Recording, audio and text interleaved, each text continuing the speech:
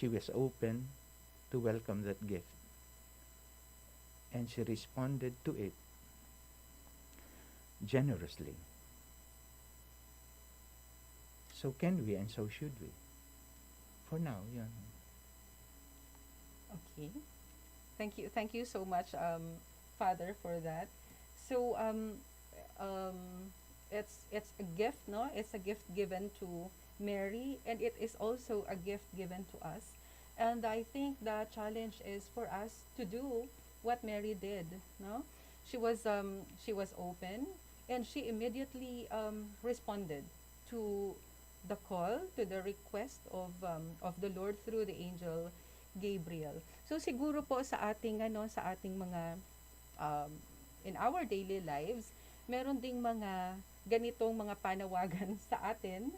So just like Mary, siguro we just need to really listen to what the word what the Lord wants us to do, para naman parang yung sinasabi natin na let us always discern. Okay? Pakinggan natin um, kung ano ang panawagan sa atin ng Panginoon. So kay Mary, pinanawagan siya na to participate, no, in the work of salvation, and she responded to that. Hindi madali, no? Hindi madali ang mag-respond, but for Mary, she gave all her trust to God. So sana meron din tayo na mga ganyang attitude once na merong panawagan din sa atin ang Panginoon. Okay, so we are not going to, kasi nga kulang yung oras natin ngayon, no? 8 to 9 lang tayo. And by the way, today we are not only celebrating the solemnity of the Immaculate Conception, but this is also the day when we close the year of Saint Joseph. Okay, so yung mga nakinig po doon or yung nag-participate sa misa ni Archbishop doon sa San Jose, parang sinabi niya doon na Saint Joseph is a model of deep prayer, and also a model of openness and charity. So yun din po ang challenge sa atin, to be like Mary and to be like Saint Joseph. Okay, so for today, we have our guests po. Nandito si Father Fidel and also si Curly. So kung makikita nyo po sa screen, meron tayong youth at meron tayong once young, okay? But Father Fidel, ano po, siya ay involved sa youth ministry during the time na medyo nasa kasagsagan pa. Alright? So for this morning, we are going to talk about the involvement, no? The involvement of the young people in the parishes. And we are also going to talk about how it is to retire, no? Yung bang retirement ng mga pari, nangangahulugan ba na retired na din sila sa pag-perform ng kanilang mga duties? So tingnan natin kung ano po ang ginagawa ng mga nag-retire na mga pari. And we are going to also know kailan ba nagre-retire ang mga pari. Okay. So siguro let's start muna with the youth, no? Curly. So ano ba ang role mo sa parish of Our Lady of Peña Francia? Ang role ko po sa youth ministry kang Our Lady of Peña Francia is ako po yung nagsisilbing coordinator ng ministry sa mga sa mga activities, sa mga nag-guide din po sa aking kapwa members na youth, para to provide activities, events, and or occasions na magbibigay ng parang fraternal care or love sa mga youth kapwa. Specifically, ano ba yung mga activities ninyo sa parish? Yung mga activities po namin, meron po kaming parang nagsisimula po kami sa formation, which is parang youth encounter. Ayan po yung parang nagsisignify na nakapasok ka na sa aming youth And then after ministry. ng youth encounter, meron ba kayong mga regular activities in the Yes, we parish? have po like Tizay Common Evening Prayer, Bible sharing din po kami, and then um, regular meetings, ganyan. And then um, mga activities po na ginagawa namin Bakit every mo ba month. naisipan, Curly, na maging member ng parish youth ministry? Um, actually, dahil ko man po talaga siya naisipan. Okay. May um, calling ba? ano po, um, na-invite po ako na mag-join sa youth encounter, and then as along the process habang ano po ako garo parang naano ko lang na I was parang cold po doon sa invitation na parang to continue to serve and to continue. So, parang nakikita ko kasi palagi yung mga youth ay meron kayong SOCMED, di ba? Yes po. Oo. Can you tell us about that? Ang Paano ba yan nakakatulong sa inyo? actually bago lang po yung ministry na social media sa parish. And then parang yung social media ministry ng Our Lady of Peña Parish is nagsisilbing way to evangelize Word of God through social media platforms like Facebook, YouTube, and then nagkakaroon po kami nagla-live stream po kami ng mga masses, ng rosary, and then mga other events po na parang important po. Okay. So, you take charge of the live streaming of the activities, lalo na yung mga misa sa Yes po. parokya. Kayo din ba yung in charge sa Facebook page ng Yes po. parish? Okay. So, at least yun ang contribution mo, no, sa parish. Parang you are requested, no, to give your service to the parish, and you also responded. Masaya ka ba, Curly? Yes po. Masaya po. Okay. So, maraming friends ba sa parish? Yes po. Okay. So, sige. So, kay Father Fidel, because you retired just last year po or this year? This year. This year po. So, when is the retirement age of priests po? Actually, it is a program ng Archdiocese that when you reach the age of 65, finished or unfinished, pass your papers.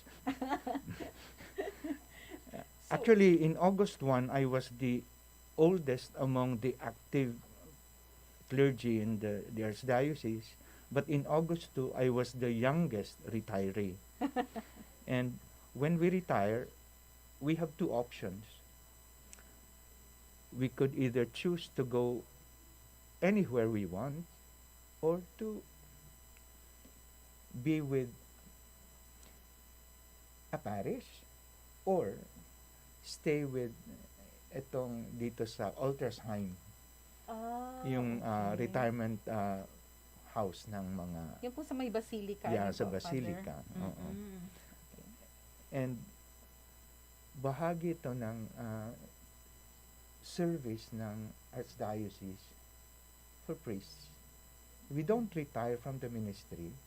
We just retire from our administrative Okay. endeavors. Yeah. So, you do not retire from the ministry, but only from the administrative functions. Okay. So, ibig sabihin, kapag nag-retire na po, hindi ka na magiging parish priest or parochial vicar, ganun po. Yeah. But you continue to say the mass, magbigay ng recollection. So, meron po bang specific program for the retired priests? Actually, ang clergy is divided into quadrants by age groups. Tinatawag na the first quadrant involves the first to 5 years in the ministry. The second quadrant is the 6th to the 10th. The third quadrant is yung from 11 to the 25th year. And then yung fourth ay 26 to the pre-departure area. Okay. And sa loob ng fourth quadrant, there are those who are, uh, sabihin natin, may pinag-create na group within that group, Mhm. which is not so much a group, which is, but actually, sabihin natin, ang isang idea or option, not an organization, na in 2015, tinawag siyang GOG. GOG? Oh, GOG. GOG? Yung mga sabi ay growing old gracefully. Wow, growing Yung mga- old grace. Yung mga, Mhm. hindi kasi hindi naman siya closed group, pero these are people these are priests who are in this category. Mga retirees, Mhm. pero tatlong grupo yan, yung may health concerns, Mhm. yung pwede pa naman, Mhm. tsaka yung mga kaya pa. Okay. And these three kinds of priests, although some of them are staying elsewhere, nandyan sa Basilica. Mhm. And nakakatuwa nga ang pangalan ng place, Altersheim. What does that mean po? It's a German term for Mhm. altar is another, heim is Oh. house. Another So, house. it's another- Okay. And nandyan yung tatlong klase ng mga pare. Yung Okay. yung ang kalagayan ng health nila, kaya kailangan they be taken care of. Sino po yung nag-aalaga sa mga pari dyan? Itong mga Yung DM DM? sisters, yes. The DM sisters po. Thanks be to God. Nandyan sila. And then those who are there, pero ang role nila talaga actually is to serve Mhm. the Basilica. Mhm. Sila yung supposed to be nagpapastor ng place. Mm. So, they take turns to celebrate masses. Mhm. In fact, before the pandemic nga, I heard na ang mga ito pala ay they take turns also in being available for confessions and consultations, directions on a daily basis. Mhm. Kaya lang nag-pandemic, so nag-shift sila ng trabaho nila, Ano na po yung gardening na. naging mga plantitos.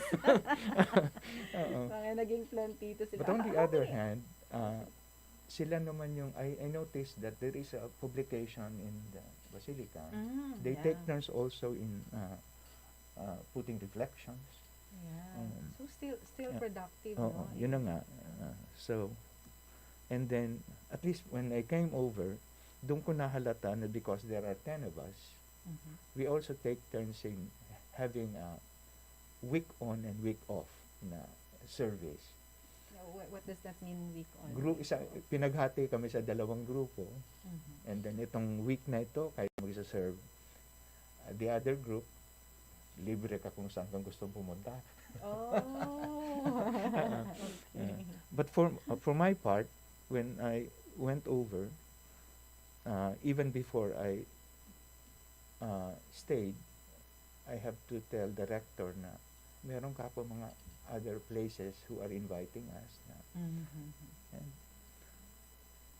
sabi naman ng rector, choose.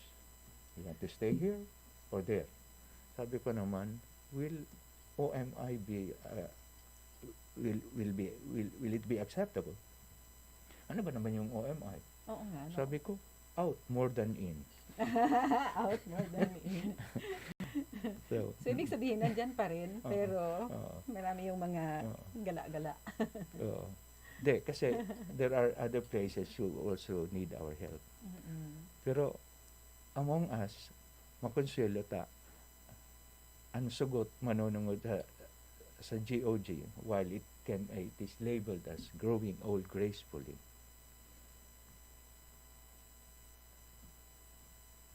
Sa background pala niya, hindi naman ganun. Mhm. Of course, you have to understand priests who are always joking about many things. They don't take life seriously. Ang GOG pala ay gurang o gusgos. Gurang o gusto. Uh, Father, you were talking about the quadrant, no? Oo. Sa ano po nyo, sa quadrant. So you belong to the fourth quadrant already, no? Yes, 26 up in the uh, in the ministry. Ano po yung usual na lahat po ba ng ng nasa quadrant na yan ay retired na? no. Hindi pa Actually, naman po. most of those who are in that year age group, most of them are either parish priests or or holding offices. So what are your usual get together activities? Actually, the quadrant has its own ongoing formation. Oh. Each of the quadrant has its own particular needs, and they are often responded to. This particular group, itong GOG, also has that kind of particular needs that has to be responded to. Kaya they also have their own particular reflection sessions. And much as, well, matatanda na, it wouldn't be of help that it is an extended experience. Kaya nagiging siyang inaapuntang session or formative session, and then relaxation. Okay. Dito po, Father, sa Basilica, so you mentioned that there are 10 of you. Ano po yung mga usual na? Ano po yung routine? Ang routine is, ang common time namin ay meals. Yeah. Kaya, You 3 times, breakfast, lunch, and dinner? yeah, we make, as much as possible, we would want to be together. When kasi yun lang naman ang most often na magkikita kami. Other than that, all of us may kanya-kanyang ginagawa. The usual routine actually is in the morning. You take, upon waking up, your personal prayers, and then prepare for meals at breakfast, and then after that, each of us would go into what we are engaged in, and we see each other again at midday at lunch. Okay. And then the afternoon is yours. And then Whatever you see you would each other want. again at We see midnight each other time. again, usually at 6 in the evening for meals, Very early naman yung meals. because they would want to sleep earlier. Okay. They realize that, iba, kailangan mo talagang matulog ng enough to be able to work better during the day. Yes. Father, usually yung mga nagre-retire kasi, no, lagi silang tinatanong ng, ano ba yung achievement mo naman, no? Kasi syempre, you have stayed in, halimbawa sa public service, you have stayed in the service for 30 to 35 years. Ano ba naman ang achievement mo? So, later, when we come back, kasi magbe-break tayo, yun po ang sasagutin ni Father Fidel. Pero, Curly, balik muna tayo kay Curly, no? Ikaw naman, Curly, what do you think is your greatest happiness in serving the parish? Siguro po ang greatest happiness ko is pag pag nakikita ko pong active yung mga members, and then nagiging happy din sila sa mga activities, informations na ginagawa namin, and then parang nakakapagbigay yun sa kanila ng love, and then care, and then feeling nila na nafe-feel nila na belong sila sa society. Yan. So, yun po. So, yun ang parang happiness mo naman as a member of the parish youth ministry and the youth leader in the Our Lady of Peña Francia Parish. Yes po. Would you like to invite the young people sa Peña Francia na mag-join sa parish? Okay po. Sa mga nanonood po, if meron man na mga young people na nagre-reside sa Peña Francia, San Felipe, and Liboto, na na if ever po na magkaroon po kami ng mga activities, we will invite you po, and then hopefully maging you will be parang open po to accept our invitation, and um, we assure you na magiging fruitful po yung mga activities and events na maikakandak namin. So yun, thank you po. Okay, thank you so much, Curly, for being here, no? Salamat sa pagpaunlak mo sa invitation namin. And good morning po sa parish priest namin, si Father Ipe Culvera. Thank you, Father. And also hello, Father Juni, Father Goody, and then Father Dan. And of course, si Father Johan, sabi niya, kami din po dito sa Tabuko, masaya, kaway-kaway din po. Okay, kasi mamaya, pagbalik po natin ay meron pa din po tayong mga kasamang mga youth leaders. Okay, so talaga ngayon ang ating mga bisita ay youth, young, and then young ones. Okay. Once young. Once young. Alright, thank you very much, Curly. Magbabalik po kami after the break. Okay. Radyo Caritas Mariae.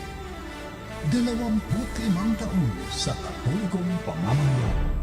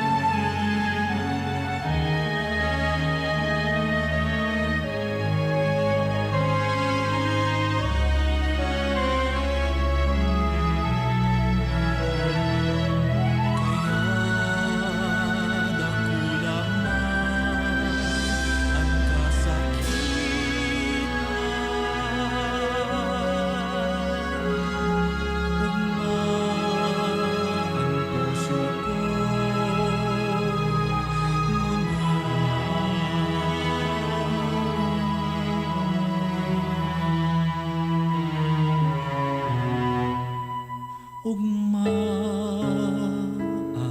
puso ko ngunya. Ang programang Kasarig hatod sa Indokan Arkidiocese kan Cáceres as in DWRV, The Mother's Touch. Kasarig. Hello, good morning. We are back. Yaon po giraray kita sa Buhay Parokya digdi sa 98.3 DWRV and live din po kita sa Facebook, Radio Caritas Mariae, The Mother's Touch. Bago po kita magpadagos, bation ta lang po ining mga naghihinanyog sa tuya, mga nag-comment digdi sa tuyang Facebook page. Carl Joseph Barosa, good morning to you. And then si Lorenza Belhica del Mundo, sabi niya good morning po and happy holiday. And then si Dariel Palmiano, hello hermano. Sabi niya all the best to these beautiful people. Best regards to Manay Gie and our Father Fidel. Okay, one of the authors of Who and What I Am Now. God bless you all. Who and What I Am Now. Siguro mamaya ilunta daw kung ano iniyo. And then, sabi ni Father Wilfred, hi Father. Sabi niya, nice Father Fidel, hi Ate G and Curly, and happy fiesta. And sa mga nag-aantabay po sa tuya, please, no, you can send stars sa tuyang Facebook. During this broadcast, you can support our page by sending stars, a digital gift, and support that helps us earn funds for the upkeep of our media apostolate. So ini pong sa ining 98.3 DWRV is the only Catholic and non-profit Marian radio station in the Pilgrim City of Naga. So kindly support us po by sending stars, okay, digital stars. So kasubago po ang kaibahan tang youth, si Curly. Hali siya sa Our Lady of Peña Francia Parish.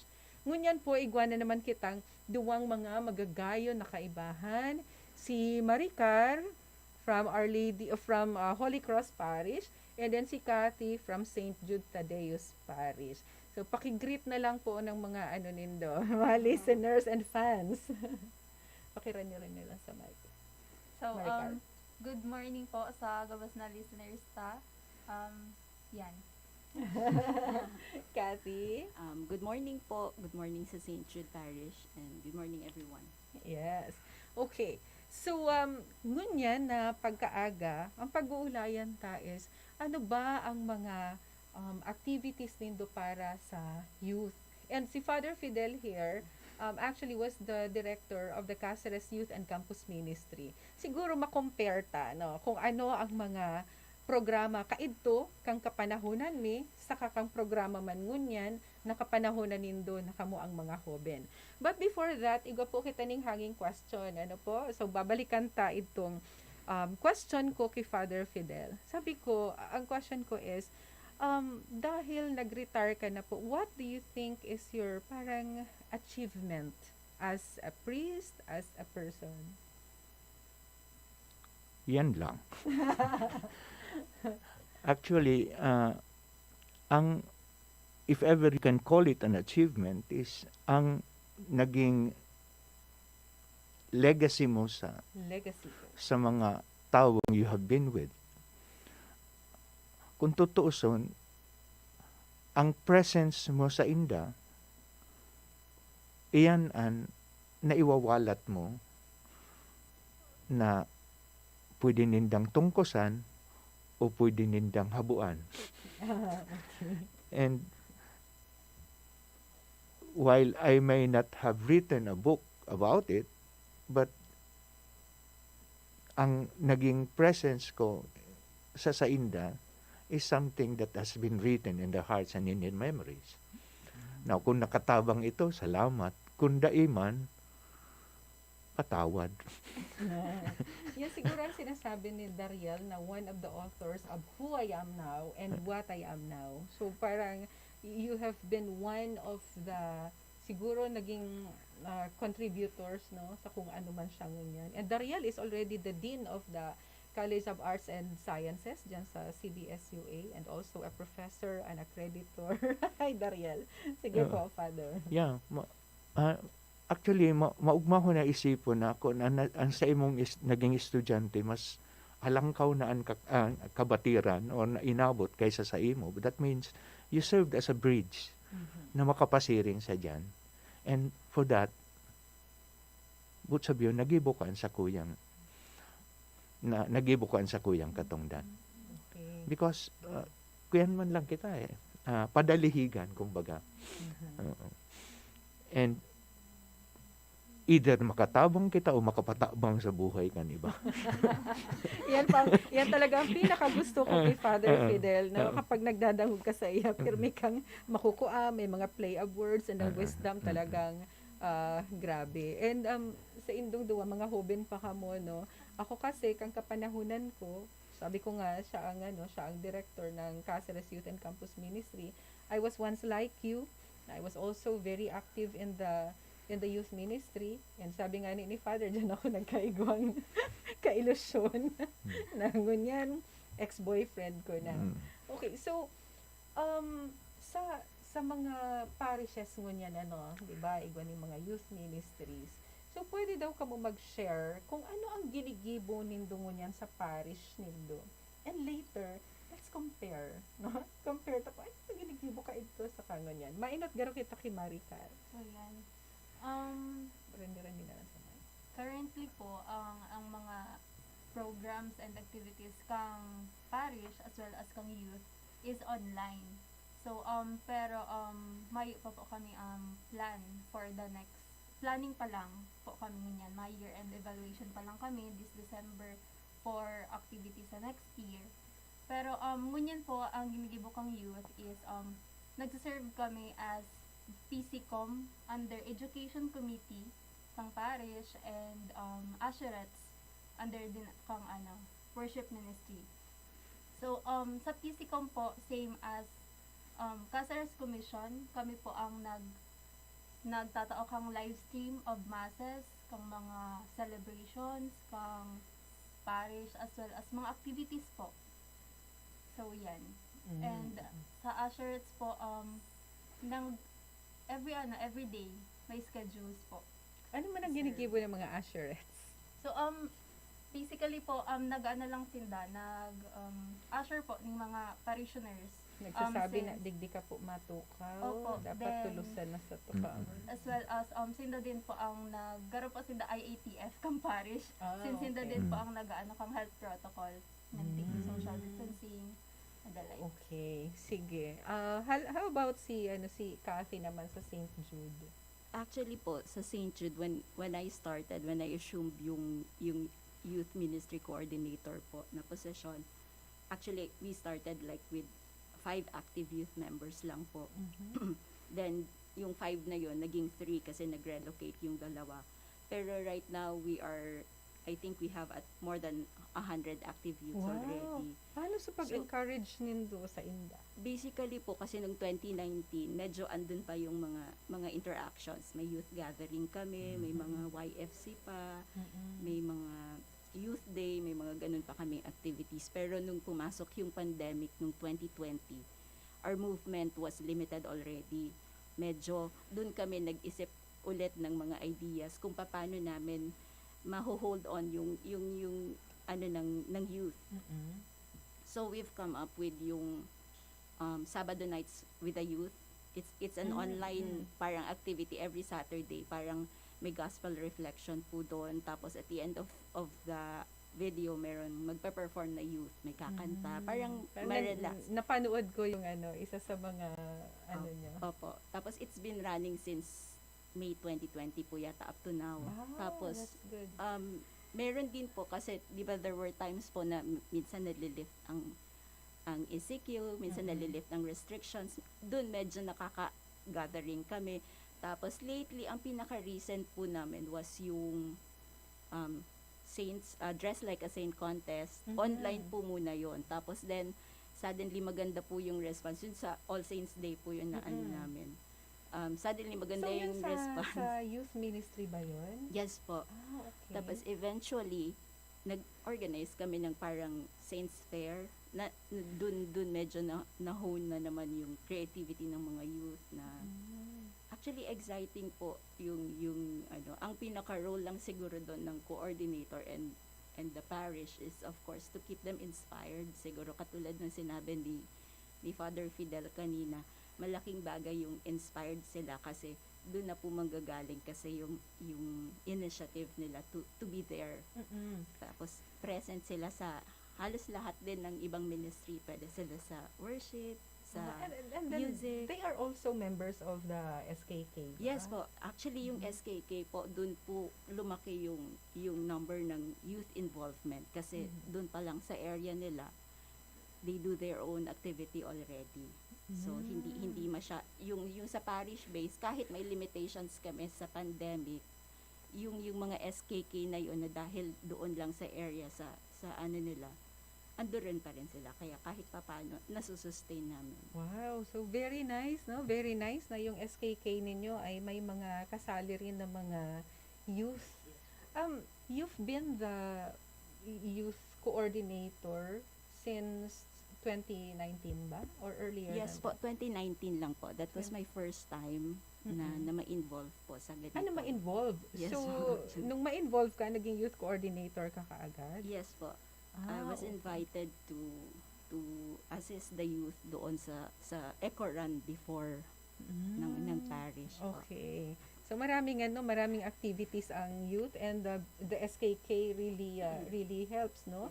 And I am actually amazed na from 3 or 5 members, you now have more than 100 members, no? Yes po. At ang galing, no, hindi na sustain kundi naparami yung members. Father, during our time, as the our time ako. So during our time, ang dami din natin mga activities noon, di ba po? Yeah. What was sabihin natin unique about our experience then was that without dahil wala nitong restriction or ng ganitong health emergency, we were able to conduct teaching camps. We were able to gather mga representatives, mga leaders ng mga parishes to undergo particular trainings or formations as regards various topics na pag uwi nila sa parishes nila, yun ang sila as a group would be able to plan what they can do for the entire year. And then yung ginagawa natin was every once a month, yung lahat ng coordinators would come to the center for a recollection or a formation na the following day i-clinic natin yon so that you will be able yourself to conduct it when you go home. Kaya monthly, mayroon kang mabagong may bibigay sa mga kasama mo para ma-sustain sila. So, ang nangyayari noon, every month we have a formation meeting for coordinators. Sayang nga lang din natin na-sustain yon. Pero one thing about it was that when the other regions came to know about what we were doing, nakikiaral sila sa atin, no? How things were being conducted.